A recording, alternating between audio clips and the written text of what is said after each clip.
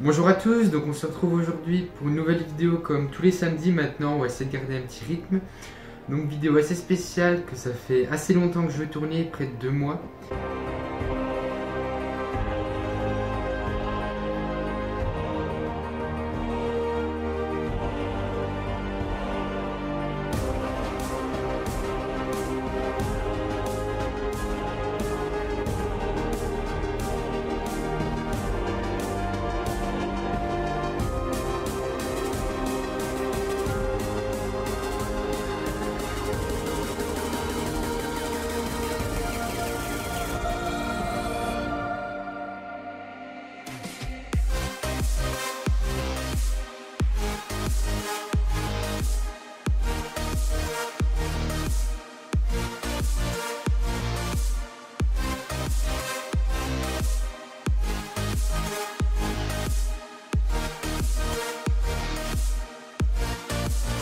Donc comme vous le savez, ma première passion c'est la moto, ce qui est le but de la chaîne, donc avec le 86 Topalu qu'on va voir un peu plus tard dans la vidéo normalement. Et également pour faire les montages de tous ces plans, donc quand je suis à côté, je filme en 4K, donc soit avec l'iPhone, soit avec le Samsung qui est en train de tourner actuellement. Donc pour faire tout ça, ça tourne en 4K, donc 4K 30 fps. Il faut avoir un assez gros PC pour faire le montage de ces plans pour que ce soit fluide, que le rendu aille bien aussi. Faire pour les couleurs et tout ça, donc c'est assez compliqué. Avant j'avais un PC pas très puissant, donc avec un processeur qui date d'il y a 5 ans, donc ça allait moyen. Du coup voilà, la petite config. Ça a été monté par moi-même, donc absolument tout. Ce nouveau PC, ça a été possible de le monter grâce à mon partenaire qui m'a beaucoup aidé, donc Deepcool. Fournit le boîtier, donc le beau boîtier que vous voyez juste ici. Matrex 55 RGB, donc il y a 3 ventilateurs à l'avant. En dessous on a un cache pour l'alimentation également pour que ce soit bien camouflé. Au-dessus on a une panel de boutons que je vous montrerai aussi. Donc une palette de boutons donc pour changer les LED, pour éteindre le PC, 2 ports, enfin on a vraiment plein de choses. Qui est très robuste, avec également une vitre trempée qui est très sale parce que j'ai mis mes mains dessus. Et vous voyez une vitre trempée qui se met juste ici. Voilà. Je sens qu'il y a tout qui va se barrer, on va attendre 5 secondes, donc voilà une vitre trempée. Une vraie vitre, c'est pas du plastique. Je vais vite remettre le PC parce que je sens il va tomber par terre. Très simple à installer un water cooling par rapport à ce que je pensais. Donc c'est mon premier PC que je monte, donc j'ai pris 2 jours pour le monter. Le plus dur pour moi c'était de brancher les câbles pour la pompe, les LED et tout ça, parce qu'il y a énormément de LED. Donc pour tout, pour la pompe, les 2 ventilateurs du dessus, les 3 ventilateurs là-bas.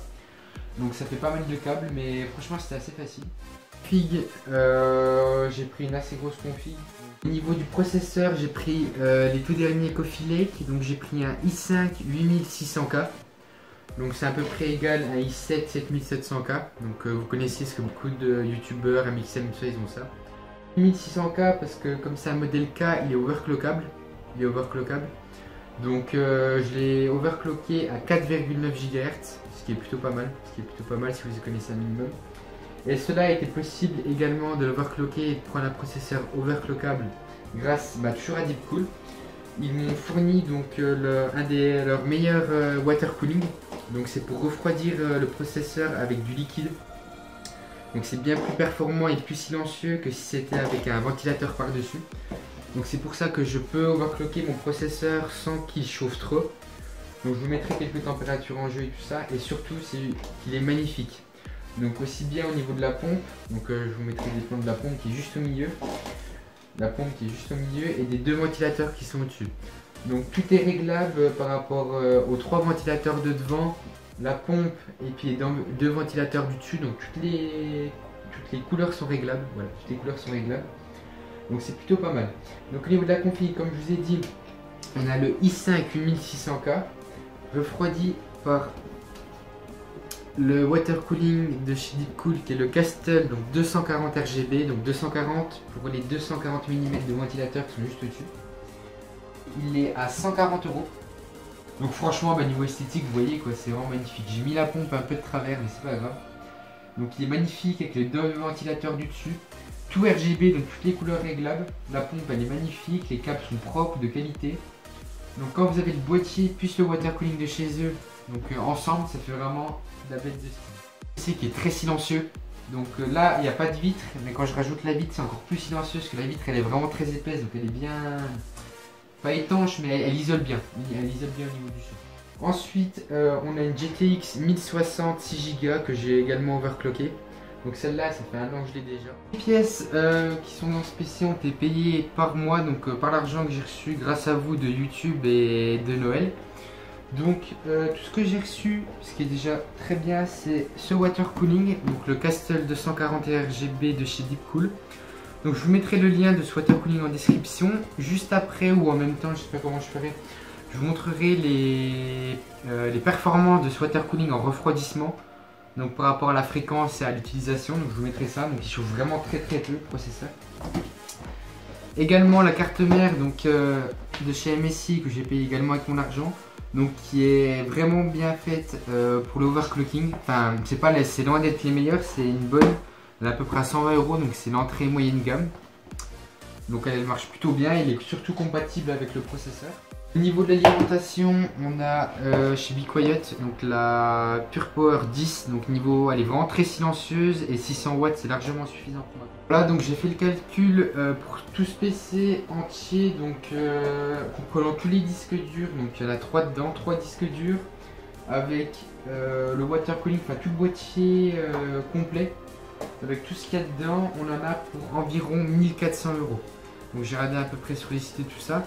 Donc le boîtier que vous avez là, il est, je vais vous mettre des plans beaucoup plus précis. Donc il est à 80 $, donc ce qui est peu cher parce que vous avez, déjà vous voyez, full métal avec une vitre trempée très solide. Donc j'en suis vraiment super content. Il a également au-dessus, je vous ferai des plans, des anti-poussières aimantés. Donc pour éviter que la poussière rentre, aimantés, donc c'est vraiment bien facile à nettoyer. Donc les 3 ventilateurs à l'avant à LED, donc RGB, donc il y a plein de couleurs, vous avez plein de modes différents, donc vous aurez aussi des images de tout ça. Donc full métal avec en bas le cache pour l'alimentation, donc 80 $, c'est vraiment pas beaucoup pour un boîtier comme ça. Surtout que les 3 ventilateurs devant sont très silencieux et refroidissent plutôt très bien. Également à l'avant, on a une petite ligne de couleurs donc qui est comme les ventilateurs que vous voyez, donc comme la même couleur que les ventilateurs. 16 Go de RAM, donc en DDR4, cadence à 3000 MHz. Il y a aussi également une carte réseau spéciale, donc une Asus, compatible 1000 Mbps pour la fibre 5 GHz. Et également on a un petit SSD de chez Samsung, donc pour mettre Windows et les vidéos pour faire le montage. Donc voilà, donc on va vite comparer les prix. Donc comme je vous ai dit, le PC complet a une valeur d'environ 1400 € là, si je vous le fais maintenant 1400 €. Et on va rapidement comparer par rapport à la config qu'on a ici donc sur le 86 Top Alu. Donc déjà, niveau du pot, on est à 400 € de pot. Allumage, on est à 300 € d'allumage. Boîte à clapet, on est à 80 €. Donc toute la démission, on est à 180 €. 86 Top Alu plus le bas moteur, on est à 400 €. On est à 400 €, après on a encore 15 € de bougie. On a quoi niveau moteur? Le pignon on peut le compter dedans, on a 15 €. Sélecteur 10 €. La pipe, l'embrayage, 10 d'embrayage renforcé, donc on rajoute encore quelques euros. Donc voilà, finalement le 86 Top Alu il reste quand même plus cher que le boîtier. Donc merci d'avoir regardé la vidéo, je remercie encore également Deepcool donc pour avoir permis de monter ce nouveau PC. Et je vous laisse sur la fin d'une balade en moto, comme ça il y a un petit peu de moto dans la vidéo malgré tout. Donc voilà, n'hésitez pas à vous abonner, puis je vous dis à la fois prochaine. Allez, ciao, bye bye.